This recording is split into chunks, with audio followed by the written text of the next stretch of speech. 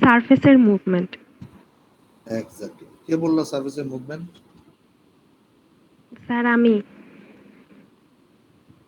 আচ্ছা, তাহলে বোন টু বোন মুভমেন্ট হলে আমরা এটাকে কি বলতেছি? অস্টিও কাইনেমেটিক্স, তাই না? আর জি স্যার।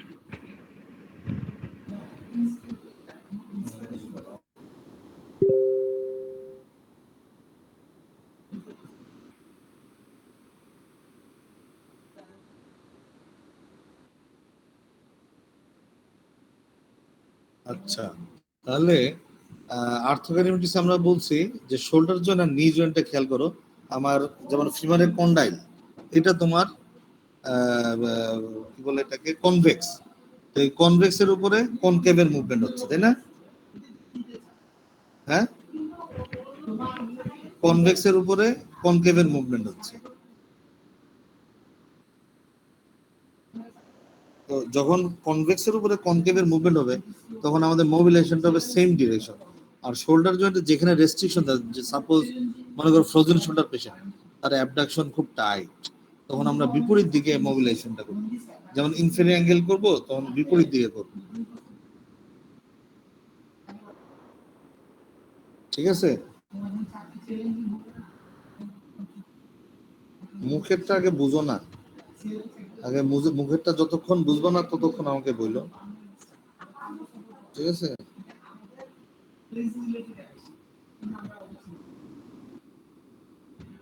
মুখে যেটা বলতেছি এটা যতক্ষণ বুঝবো না ততক্ষণ বলবো, মানে এগুলো খুব ক্লিয়ার কনসেপ্ট থাকতে হবে।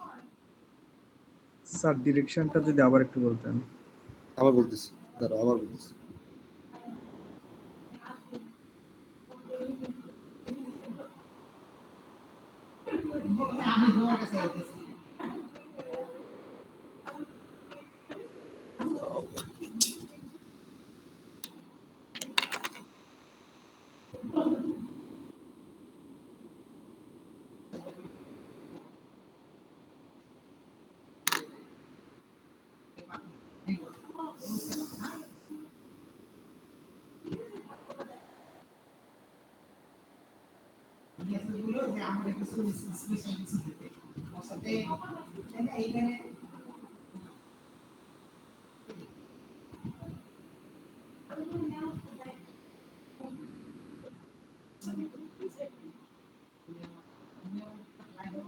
লেখো সবাই লেখো। হ্যালো হ্যালো, জি স্যার। সবাই লেখো, না লিখলে মনে থাকবে না। If the moving joint surface is convex, if the moving joint surface is convex,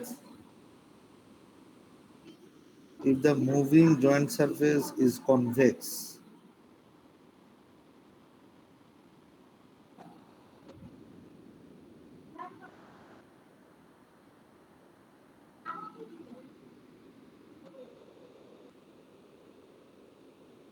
if the moving joint surface is convex, sliding is in the opposite direction.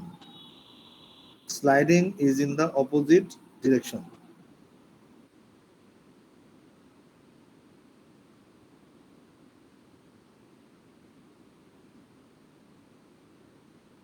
আরেকটা রুল লেখো, if the moving joint surface is concave, concave কি গোল, যেমন টিবিয়ার মাথাটা কি গোল, if the moving joint surface is concave, sliding is the same direction.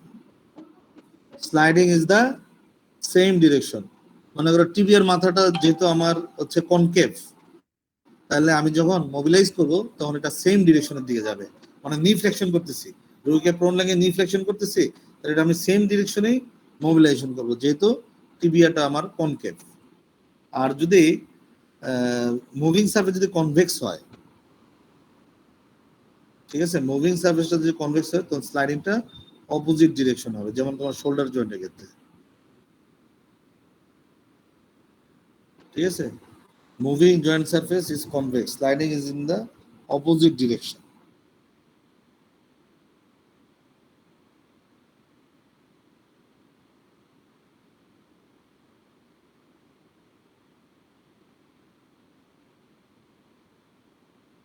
তাহলে shoulder আর নি জয়েন্টের ক্ষেত্রে এটা মনে রাখো, যেমন টিবিয়াটা আমার কনকেভ, তাই না?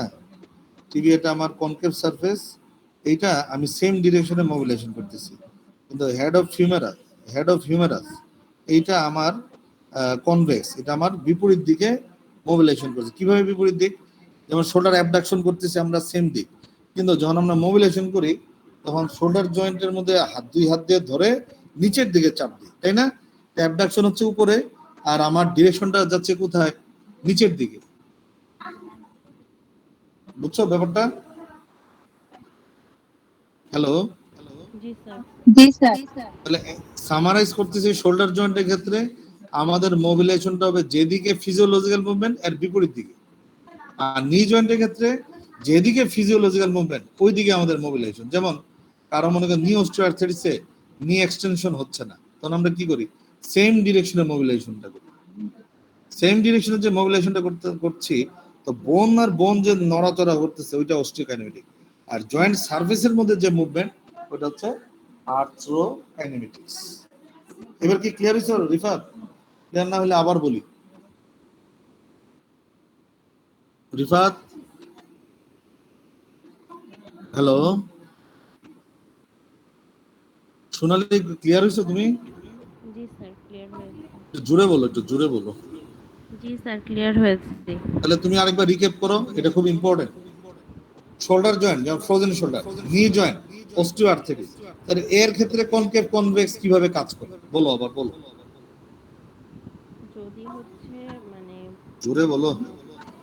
স্যার, যদি হচ্ছে জয়েন্ট সারফেক্সে জয়েন্ট মানে মুভিং জয়েন্ট যে সারফেসটা সেটা যদি কনভেক্স হয় সেই ক্ষেত্রে তো আমরা স্লাইডিং করব হচ্ছে সেম ডাইরেকশনে। না, মুভিং সারফেস যদি তোমার কনভেক্স হয় তাহলে হ্যাঁ, স্লাইডিংটা হবে অপোজিট ডিরেকশন, অপোজিট, যেমন ফ্রোজেন শোল্ডারের ক্ষেত্রে, যেমন ফ্রোজেন শোল্ডারের ক্ষেত্রে, বুঝেছো? জি স্যার। আচ্ছা, তারপর নি জয়েন্টের ক্ষেত্রে বলো। নি জয়েন্টের ক্ষেত্রে স্যার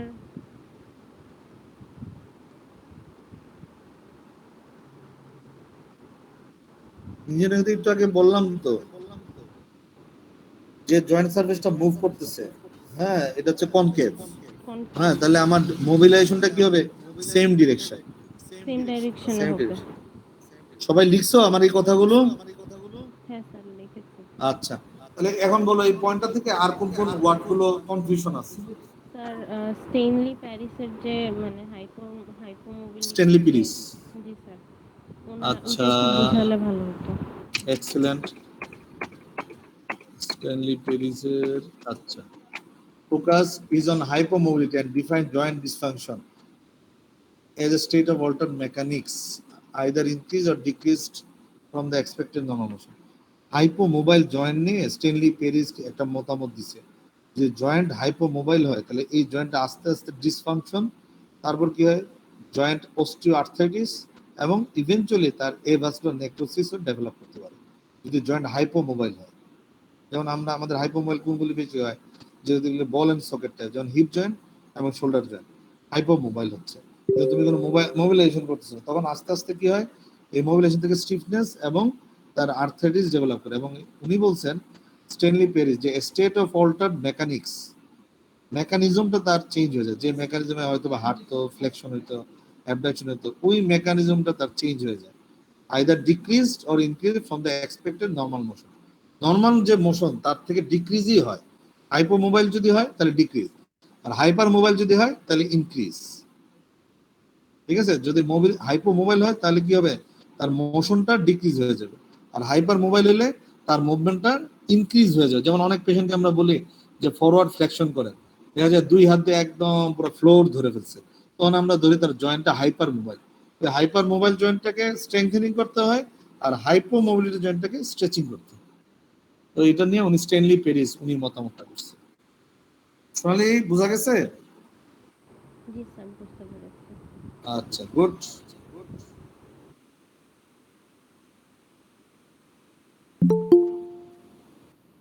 না, হ্যাঁ, হাইপার মোবিলিটি তো নিষেধ, যে মোবিলাইজেশন করা যায় না, তাকে মাসল স্ট্রেংথেনিং করাইতে হবে হাইপার মোবাইলের ক্ষেত্রে। হাইপার মোবাইল আমরা খুব কম পাই, যেসব পাই বয়স্ক মানুষদের সব হাইপো মোবিলিটি, তখন মোবিলাইজেশন করতে হয়, বুঝছো? তখন একদম হিউজ মোবিলাইজেশন করতে হয়।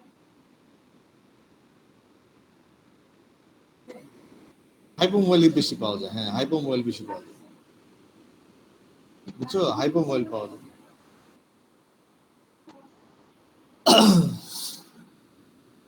বুঝছো, তাহলে শনিবার ইনশাআল্লাহ। তাহলে হাইপোমোবাইলের জয়েন্টের ক্ষেত্রে কি হয়, যদি এটা মোবাইল আমরা দেখছি যেমন হিপ ওয়ে বা নি ওয়ে, যারা হাইপোমোবাইল ছিল হয়তো বা মোবিলিটি করতেছে না, হ্যাঁ বা মোবিলাইজেশন করতেছেন না, কোনো কারণে কেউ বলতেছে যে আপনি এটা মোবিলিটি করবেন না, হাড় ভেঙে যাবে, তাদেরই অস্টিও আর্থ্রাইটিস এবং এভাস্কুলার নেক্রোসিস এগুলো ডেভেলপ করে। জয়েন্টটাকে যেভাবে মোবিলাইজেশন করা যায়, ফ্রি করা যায়, যেন কোনো টাইটনেস না আসে, সেদিকে খেয়াল করতে হবে। আমরা প্রথমে মনে করো এই যে হিপ ক্যাপসুলাইটিস বা হিপ ও এর ক্ষেত্রে প্রথমে প্যাসিভ ফিজিওলজিক্যাল মুভমেন্ট করি, তারপর কি করে আস্তে আস্তে স্ট্রেংথেনিং শুরু করি, মানে হিপ ইন্টারনাল রোটেশনটাকে থেরাবেন্ড দিয়ে স্ট্রেংথেনিং করি। তো স্ট্যানলি পেরিস উনি বলছে যে হাইপোমোবাইল জয়েন্টের ক্ষেত্রে কি হবে, জয়েন্ট রেঞ্জ অফ মোশন কমে যাবে, আর হাইপার মোবাইলের ক্ষেত্রে জয়েন্ট রেঞ্জ অফ মোশন নর্মালের চেয়ে বেশি আসবে। এটাই হচ্ছে ওনার মূল মতবাদ। আর পরীক্ষায় আসলেও স্ট্যানলি পেরিসের মতবাদ দেন বা ভাইভাতে জিজ্ঞেস করলাম, তখন আপনাকে এইভাবে উত্তর দিতে হবে, ঠিক আছে? বলো ইয়া রিফাত বা সোনালী, বলো আর কোনটা কনফিউশন আছে এখান থেকে। জানো যে ব্রায়ান আর মালিগান, এটা আমরা বেশি ইউজ করি shoulder joint, even spine, cervical spine, এই ওনার ক্ষেত্রে মুভমেন্ট উইথ মোবিলাইজেশন, স্নেক্স এবং নেক্স, সাস্টেইন ন্যাচারাল অ্যাপোফাইসিয়াল গ্লাইড আর ন্যাচারাল অ্যাপোফাইসিয়াল গ্লাইড। এর নেক্সটটা কি, নেক্সটটা হচ্ছে যে উনি রোটেশন করবে পেশেন্ট, আমরা কি করব, স্পাইনাস প্রসেসটাকে ব্লক করে দেব, ঠিক আছে? এই রেজিস্ট্যান্সের কারণে তার এই হাইপার মোবিলিটিটা ঠিক হয়ে যাবে। আর নেক্সটটা স্পাইনাস প্রসেস বরাবরই আমরা মোবিলাইজ করব, একদিকে মোবিলাইজ করব, এটা হচ্ছে স্নেক্স। আর নেক্সট হচ্ছে পেশেন্ট মুভমেন্ট করবে, সাথে সাথে আমি এটাকে একটু রেস্ট্রিকশন করে দেব। স্নেক্স এবং নেক্সট, সাস্টেইন ন্যাচারাল অ্যাপোফাইসিয়াল গ্লাইড আর ন্যাচারাল অ্যাপোফাইসিয়াল গ্লাইড, এই দুইটাই তার technique. Cervical range of motion আমরা বেশি ব্যবহার করি, এছাড়াও হিপ জয়েন্ট, শোল্ডার জয়েন্টে ব্রায়ান আর মালিগান ইউজ করি। আর রবিন জে মেকানজি তো স্পেশাল হচ্ছে তোমার এক্সটেনশন প্রিন্সিপাল, সেন্ট্রালাইজেশন ফেনোমেনন, ঠিক আছে? সেন্ট্রালাইজেশন, সাস্টেইন ফোর্স অথবা হচ্ছে চেঞ্জিং দ্য ফোর্স, এই নিয়ে কাজ করা, ঠিক আছে? সেন্ট্রালাইজেশন কিন্তু থাকবে হচ্ছে KISS principle, keep it simple in sagittal plane, এবং সাস্টেইন ফোর্স অথবা হচ্ছে অল্টারনেটিভ ফোর্স, এই হিসাবে রবিন মেকেনজি কাজ করে। এখান থেকে এখানে যে টেবিলটা আছে না, basic types of manual therapy, এইটা একদম রিটেন পরীক্ষার জন্য লিখে রাখো, এটা পরীক্ষা আসবে, যে define manual therapy, discuss basic types of manual therapy, এটা পরীক্ষা আসবে, ঠিক আছে? সবাইকে বলে দিচ্ছি 13, 14, 15, 16 এবং 17 নাম্বার স্লাইড, এগুলো খুবই খুবই ইম্পর্টেন্ট। 18 এখান থেকে সবসময় ঢাকা ইউনিভার্সিটিতেও একটা প্রশ্ন আসে, এই স্লাইডটার জন্য খুব ভালো করে পড়ে নিতে হবে।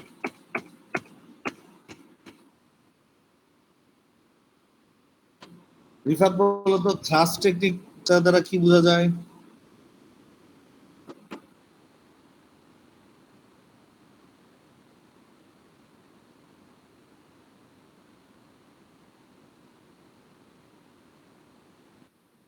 হ্যাঁ, থ্রাস্ট শব্দের অর্থ কি?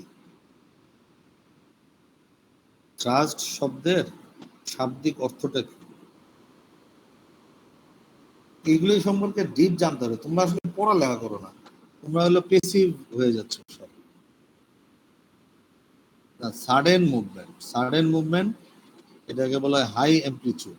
হ্যাঁ, হাই অ্যামপ্লিচিউড মানে প্রশস্ততা বেশি হবে, জয়েন্টের মধ্যে ডিস্ট্রাকশন বা প্রশস্ততা বেশি হবে, সেই জন্য বলা হয় সাডেন মুভমেন্ট কিন্তু হাই থ্রাস্ট।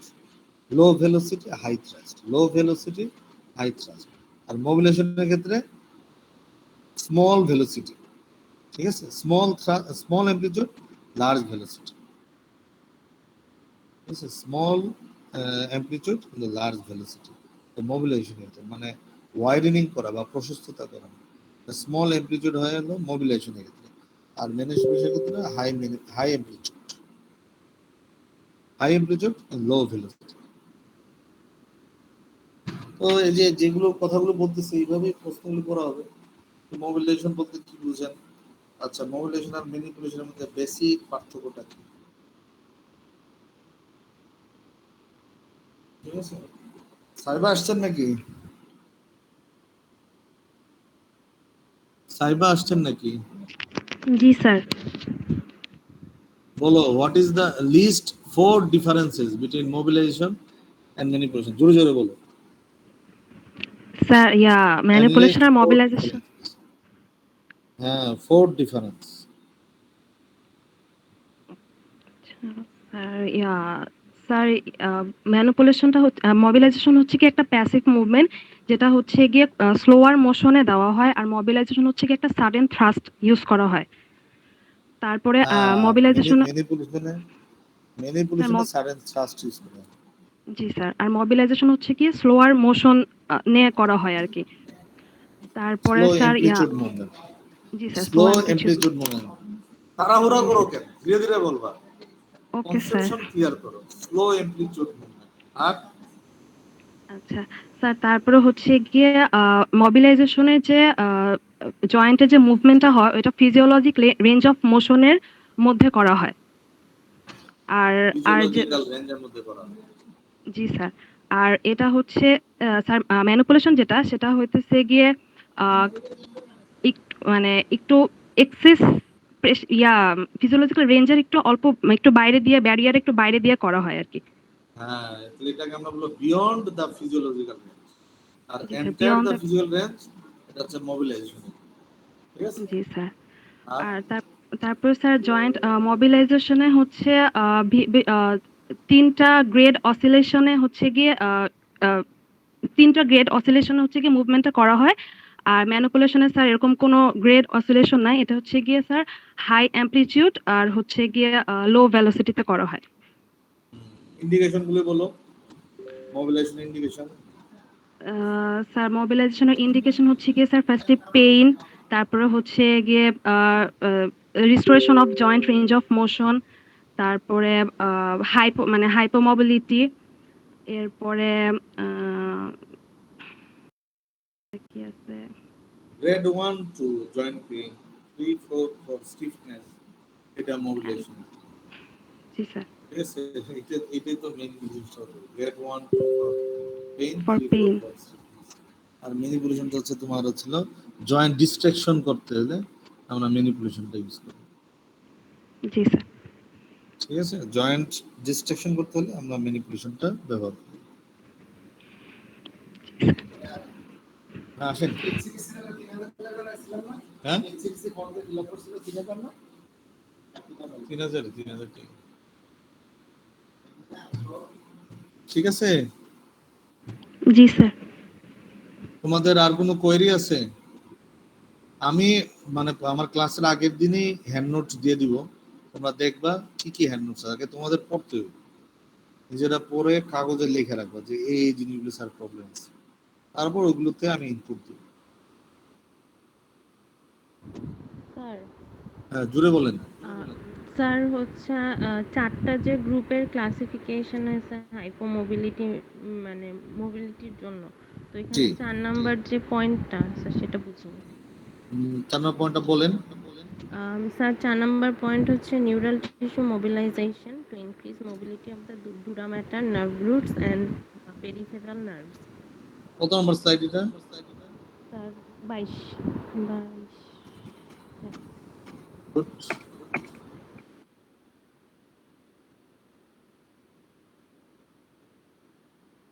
ও, নিউরাল টিস্যু মোবিলাইজেশন আমাদের একটা ট্রিটমেন্ট টেকনিকে আছে, এনডিএস, নিউরো ডাইনামিক সলিউশন। বুঝছো? Neuro dynamic solution to increase mobility of dura mater. আর মানে টু ইনক্রিজ মোবিলিটি মানে স্ট্রেচিং করা, ডুরামেটারটাকে স্ট্রেচিং করা। এটা আমরা কিভাবে করি? এসএলআর এর মাধ্যমে সবচেয়ে ভালো হয়, সায়াটিক নার্ভের স্ট্রেচিং। তারপর মিডিয়ান নার্ভের জন্য MNT1 পজিশন, MNT1 মানে আমি শোল্ডারটাকে 90 ডিগ্রি রেখে তারপর রিস্টটাকে এক্সটেনশন করবো, তাহলে এটা মিডিয়ান নার্ভ, তোমার মিডিয়ান নার্ভ নার্ভটাকে টেনশন করানো হয় বা নার্ভটাকে ফাংশনিং করা হয়। মানে নিউরাল টিস্যু মোবিলাইজেশন বলতে বলা হয় নার্ভটাকে ফাংশনিং করা। নার্ভটাকে ফাংশনিং করে কিভাবে? আমরা স্ট্রেচিং এর মাধ্যমে। এক হচ্ছে সাইটিক নার্ভের ক্ষেত্রে এসএলআর করি, স্ট্রেট লেগ রেজ অ্যাক্টিভিটি করে, অ্যাঙ্কেলের ডোরসিফ্লেকশন করি, এতে নিউরাল টিস্যু মোবিলাইজেশন হয়, মানে সাইটিক নার্ভের ফাংশনিং করানো হয়। ঠিক আছে, সাইটিক নার্ভের স্ট্রেচিং করানো হয়। আরেকটা হচ্ছে MNT1, রেডিয়াল নার্ভ, এগুলোর জন্য আমরা রিস্টটাকে এক্সটেনশন করে তারপর মোবিলাইজেশন করি, এটাকে বলা হয় নিউরাল টিস্যু মোবিলাইজেশন। আর increase mobility of dura mater বলতে স্পাইনাল কর্ডের ডুরা ম্যাটার মোবিলিটি বাড়ানো, এটা এসএলআর মাধ্যমে আমরা এটা করি। স্ট্রেট লেগ রেইজ এই অ্যাক্টিভিটির মাধ্যমে ডুরা ম্যাটার মোবিলিটি বাড়ানো হয়। ঠিক আছে, এটা খুব কমন আমরা করি যে এসএলআর করে সায়াটিক লাম্বাগো সায়াটিকা রোগীদের এবং পিএলআইডি রোগীদের নার্ভ রুট ডিসকম্প্রেশন করা, ডিকম্প্রেশন করা। ঠিক আছে, এটার একটা কনসেপ্টই আছে, এটা বলে নিউরোডাইনামিক সলিউশন। ঠিক আছে, নিউরোডাইনামিক সলিউশন ঘাড়ে ব্যথার রোগীদের ক্ষেত্রে একরকম, কোমর ব্যথার রোগীদের ক্ষেত্রে আরেক রকম। নিউরোডাইনামিক সলিউশন বা এনডিএস বলা হয়।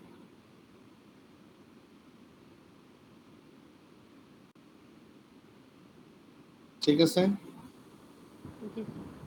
ওকে, খুদা হাফেজ। খুদা হাফেজ, হ্যাঁ।